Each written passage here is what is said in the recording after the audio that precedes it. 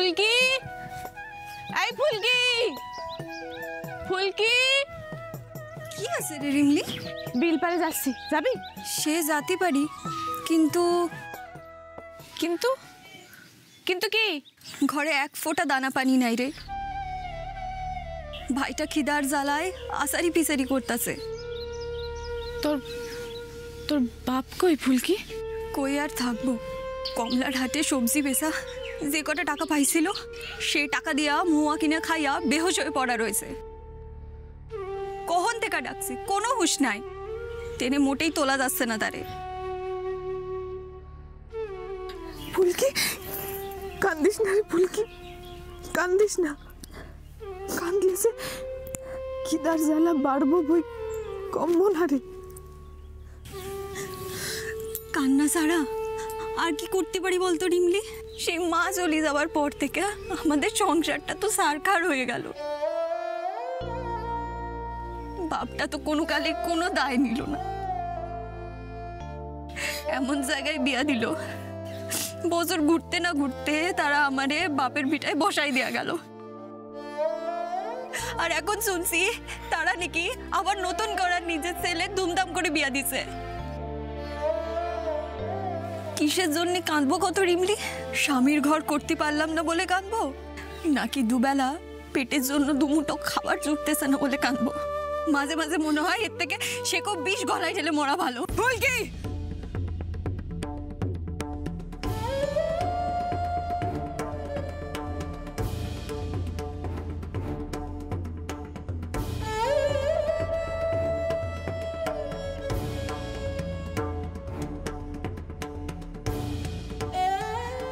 ভাইটার মুখেও কিছু খাবার দিতে পারিনি রিমলি।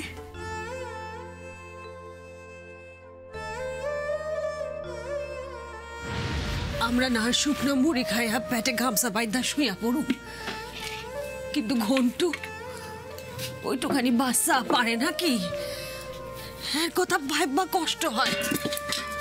হে আবার ক্ষুধা সইতে পারে না। রিমলিদি রায়দের বাড়ি থেকে পিয়ারা পেরে এনেছি। দাঁড়া, ওটা দে ঘন্টু,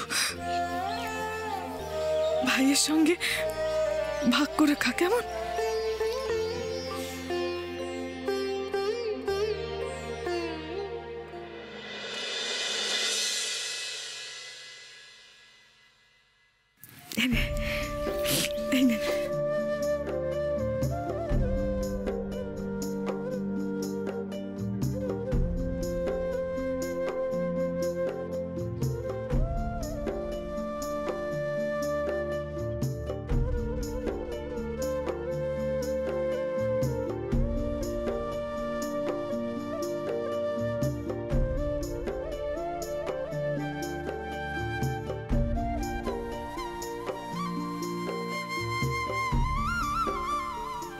শোন ফুলকি, যতদিন দেহে প্রাণ আছে ততদিন মরার কথা মুখেও আনবি না, বুঝছস?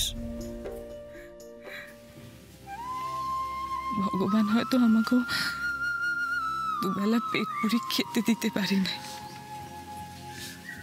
কিন্তু লড়াই করার জন্য প্রাণ তো দিছে।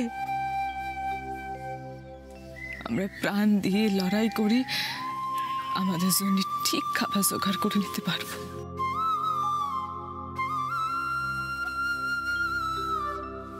আমাদের তো আর কেউ বেইরে দেওয়ার নেই রে।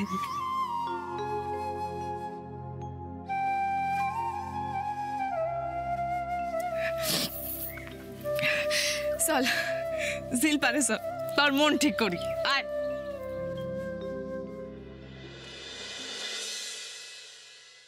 বাড়া ভাত তো পাতেই পড়ে রইল দাদাবাবু, কিছুই তো মুখে তুললেন না। যাই বল উদয়, তুই কিন্তু এটা মিস করলি। মানে খাঁটি সবজি দিয়ে তৈরি করা রান্নার যে অথেন্টিক স্বাদ, সেটা কিন্তু তুই শহরে পাবি না। মনটা আমার জাস্ট ভরে গেল, বুঝলি? এত ঝাল আমি খেতে পারি না, এটা কতবার বলতে হবে?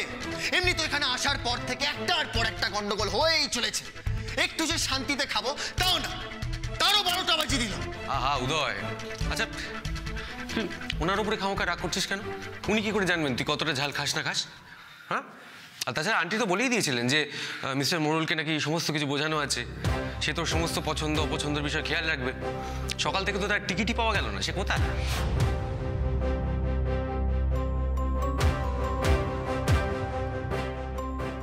আপনি দয়া করে যদি একটু দেখেন মোড়ল মশাই, এবারেও যদি আলুর দাম না পাই তাহলে তো আমার গলায় দড়ি দেওয়া ছাড়া আর কোনো উপায় থাকবে না। এ কি কথা তোর মুখে? হ্যাঁ, কি কথা কইতাছস তুই? না না, একদম এই কথা মুখে আনবি না। আচ্ছা দাঁড়া, আমি ভিতরে গিয়ে মজনের সাথে কথা কই, তারপর তোর নয় ভিতরে ডাই কেন কেমন? তুই এনে খাড়া বালাই শার্ট।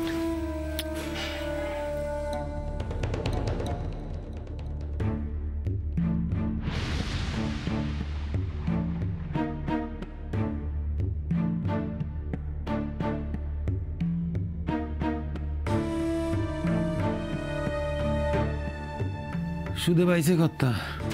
কেন? আলুর দাম নিতে। সুদেব কিন্তু খুব নাকে কান্না কাঁদতে আছে। যা করো একটু তাড়াতাড়ি করেন তো। ওইদিকে আবার মুখার্জি বাড়ির ছেলে আইতেছে কলকাতার থেকে। অগো দেখাশোনা সব দায়িত্ব আবার আমার এবার ওইখানে তাড়াতাড়ি চাইতে হইব। কোথায় যাইবা তুমি? মুখার্জি বাড়ি। আমার অনেকবার ফোন দিয়েছিল, আমি ফোন ধরি নাই। আর দেরি করা যাবে না, এদিকে জলদি সামলে মানে সারেন তো, আমার যাইতে হইব। আমার মনে হইতেছে যে ওই সুদেব মনে হচ্ছে ঝামেলা পাকাবে।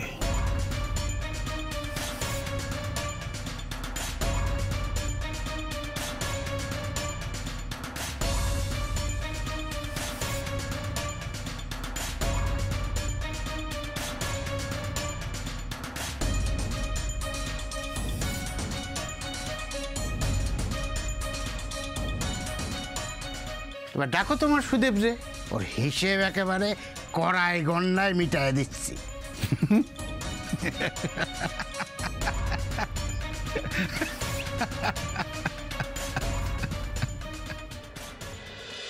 রিম্বি রে, এগুলো শাক নয় রে, এগুলো তো বুনো ঘাস। এগুলো খেলে পেটে কিছু হবে নি তো? আরে ফুলকি, এইসব কিচ্ছু না রে। তুই দেখ এখানে কয়টা থানকুনি পাতা পাস কিনা। থানকুনি পাতা সেদ্ধ করে নুন দিয়ে খেলে পেটে থাকবো। থানকুনি পাতা সেদ্ধ? হ্যাঁ। আরে ফুলকি, গরিবের এত বাস বিচার থাকলে চলবে নি রে। তোল।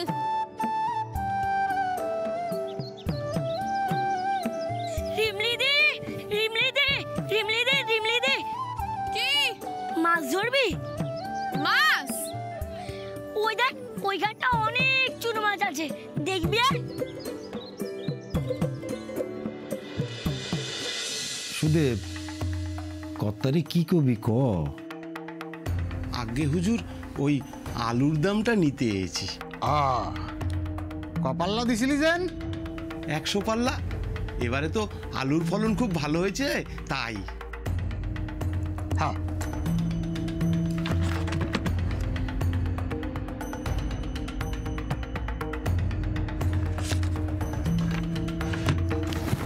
ধর।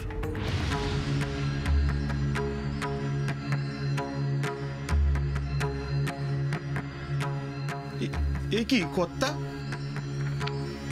মাত্র 2 টাকা কেজি দরে দাম দিলেন তো না? কথা তো হয়েছিল 8 টাকা কেজি দরে পাবো।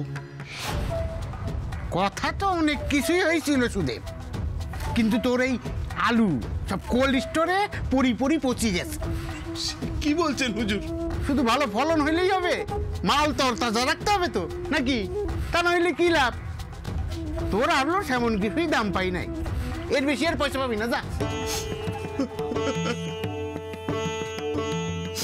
কি বলছেন? কি বলছেন হুজুর? এই কটা পয়সা পাবো বলেই তো ব্যাংকে থেকে ধার নিয়ে নতুন ফসল লাগালাম। এদিকে ব্যাংকের লোক সন্ধ্যার এসে 2 বেলা শুধু আমাকে টাকাটা দিয়ে যাচ্ছে। তো আপনি দয়া করে যে কথা হয়েছিল সেই দামে নয় আমার টাকাটা দিয়ে দিন। মানে আমি কি নিজের গেটের থেকে তোরে টাকা দেবো নাকি? হুজুর হুজুর, আমার ঘরে ছোট ছোট ছেলে মেয়ে রয়েছে। আমি এই আলুর টাকাটা পেলে তবেই সারাটা বছর ওদের মুখে দুটো অন্ন দিতে পারবো। এরকম অনাচার করবেন না। আচ্ছা আচ্ছা, 8 টাকা না, আপনি 5 টাকা অন্তত দিন। আপনার দুটি পায়ে পড়ি হুজুর। আর 1 পয়সা দেবো না। বেরো এখান থেকে। এই কে আছিস? কান ধাক্কা দিয়ে বার করো কে? হুজুর আমাকে ক্ষমা করে দিন হুজুর, এরকম করবেন না হুজুর, এরকম করবেন না।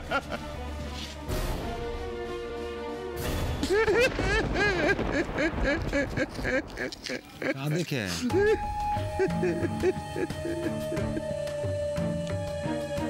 এই সুদেব, কি হয়েছে? কি কান্নাকাটি করে নাকি? ওট ওট বাবা, ওট ওট ওট ওট। এ শোন শোন, কান্দে না বাবা, শোন।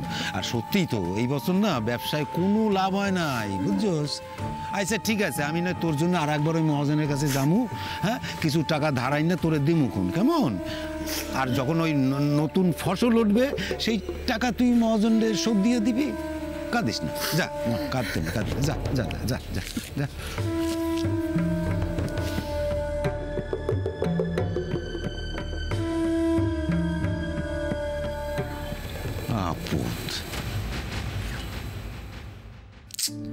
ধুর, অখাদ্য জায়গা, নেটওয়ার্ক নামের কোনো জিনিসই নেই এখানে। আচ্ছা, লোকের সাথে কমিউনিকেট কি করে করি বলতো?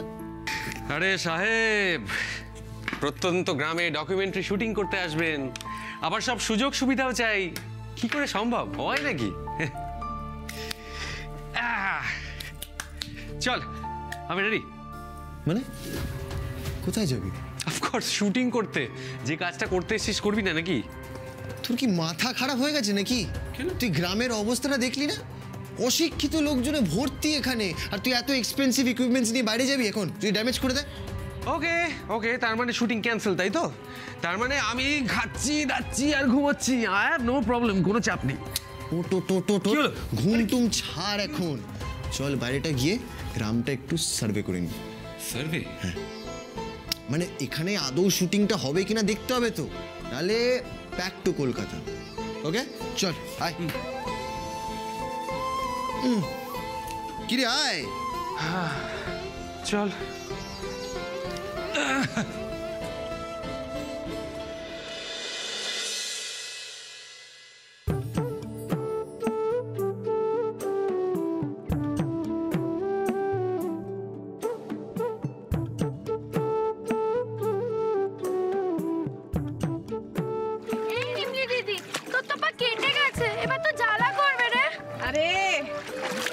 জ্বালার কাছে এই ঘায়ে জ্বালা কিচ্ছু না রে, কিচ্ছু না।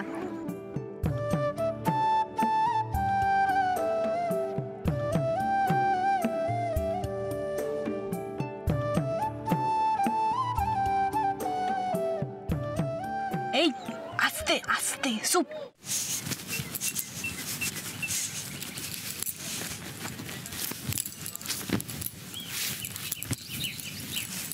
কি করো এগুলান? দুদণ্ড পয়সা বিশ্রাম করতে পারো না?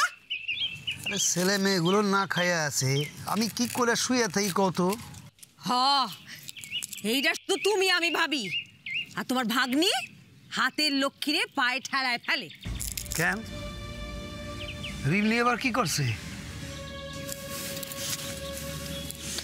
মুখার্জিদের বাড়ির ওই পোলাগুলান রিমলিরে সাহায্য করতে 1500 টাকা দিছিল, তা তোমার ভাগ্নি সে টাকা ফেরত দিয়ে আইছে। আমি শুধাইলাম, আমারে কয়, মামি আমি তো সাহায্য করছি, সাহায্য করানোর বদলে কেউ টাকা লয়? কও। রিমলি যা করছে এইটা তো ওর পক্ষে স্বাভাবিক। মানে? রিমলি হইল গিয়া দেবা মাস্টারে মাইয়া, এ হইল গিয়া সেই মানুষ যে নিজে না খাইয়া গায়ের অন্যেরে খাওয়াইতো। একই সঙ্গে চাষি আর মাস্টার, এইটা আমি আর কখনো দেখি নাই। তো সেই রক্ত কোথায় যাবে কও দেখি? হ্যাঁ,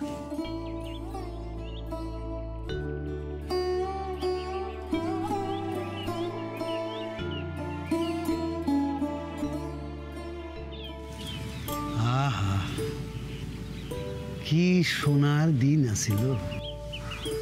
ওই মুখার্জি বাড়ির বড় বাবু, ওই অভিজিৎ বাবু আর ওই রিমলির বাবা দেবাদা তিনজনে একবারে ছাতার মতো এই মুরারি ডাঙারে ঢাইকা রাখতো।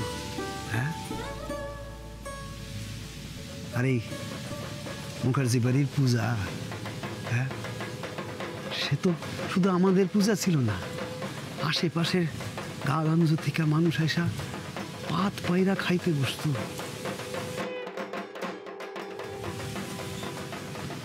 তারপর যে কি থেকে কি হয়ে গেল, বড়বাবুও চইলা গেলেন, মুখার্জিরাও মুরারিডাঙ্গার থেকে মুখ ফিরাইয়া নিল। উনি থাকলে চাষির এই দুর্ভোগের দিনে আমাকে এমন অবস্থা হইতো না কমলে।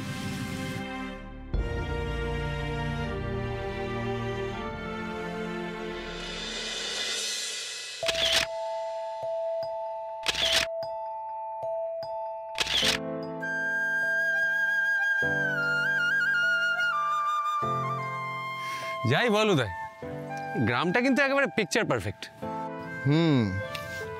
সিনিক বিউটি বেশ সুন্দর। হ্যাঁ, তবে এখানকার লোকগুলো না একেবারে ইডিয়েট, বুঝলি তো? না, রেসপন্সিবিলিটি বলে কোনো জিনিস এরা জানে না। পরম এই প্রজেক্টটাকে সাকসেসফুলি দাঁড় করাতে গেলে এই ইডিয়েটগুলোকে আমাদের কিন্তু শিখিয়ে পড়িয়ে তুলতে হবে। কারেক্ট, ঠিক বলেছিস।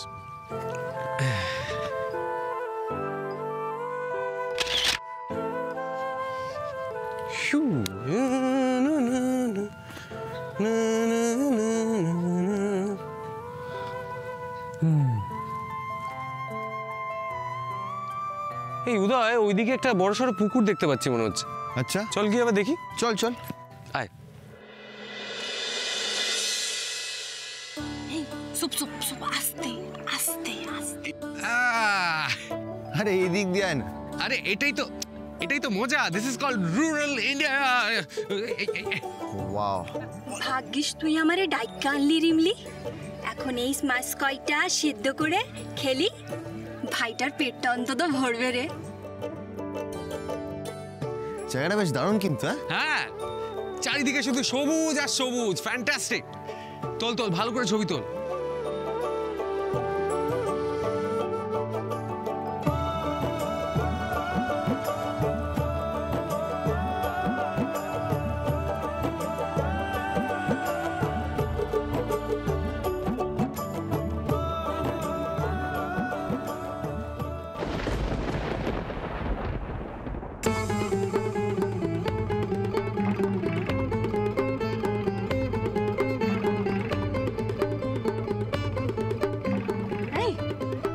বাবুরা কিনা আমাদের লুকিয়ে লুকিয়ে ছবি তুলছে।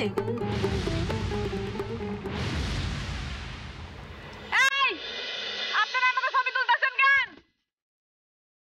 তুমি আবার আপনারা না বলি মেয়েদের সামনে ছবি তুলছেন, সাহস তো কম নয় আপনাদের। আরে রানা, ভুল বুঝছেন।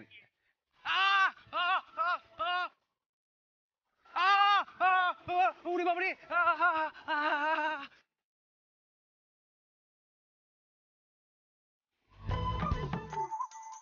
দাঁড়ান, দেখাচ্ছি মজা আপনাদের। এটা কি হলো? এটা বলে মার, বাংলা মার। কি শয়তান বাচ্চা রে, গুন্ডা তো। কি হয়েছে? আপনারা আমি বিপদের সময় এত সাহায্য করলাম, আর আপনারা তার এই প্রতিদান দিলেন আমারে। আমাকে মাইয়া মানুষের শরম নিয়ে আপনি সিনেমিনি খেলেন। হ্যাঁ, আমাকে সেনানের ছবি তুলতেছেন আপনারা, তা আবার লুকায় লুকায়। ওরে বাবা রে, তুমি ভুল বুঝছো, আমরা তোমাদের ছবি তুলিনি। কি ছবি তুলেন নাই? আরে অশিক্ষিত ওইভাবে ঘোরায় না, ফোকাসিংটা খারাপ হয়ে যাবে। এই অশিক্ষিত কারে কইতাছেন আপনি? তোমাদের বলছি, অশিক্ষিত আনকালচার। চুপ!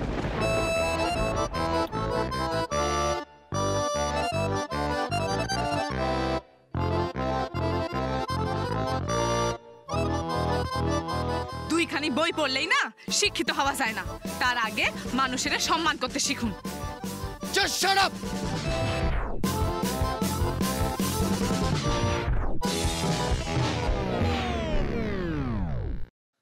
ভালোভাবে বলছি, ক্যামেরাটা ফেরত দাও, নালে কিন্তু।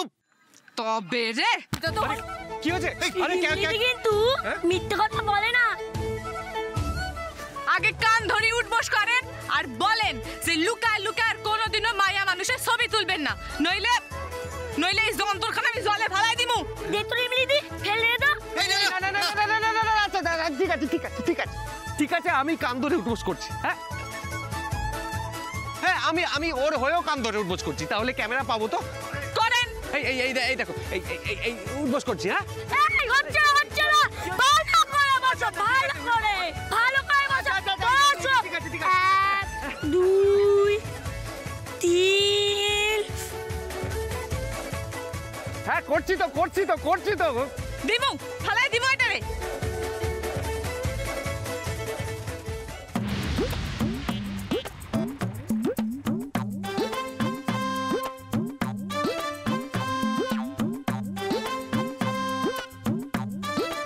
থাক। আমরা সত্যি কিন্তু তোমাদের কোনো ছবি তুলিনি, তাও এভাবে অপমান করলে, এটা কিন্তু ঠিক করলে না।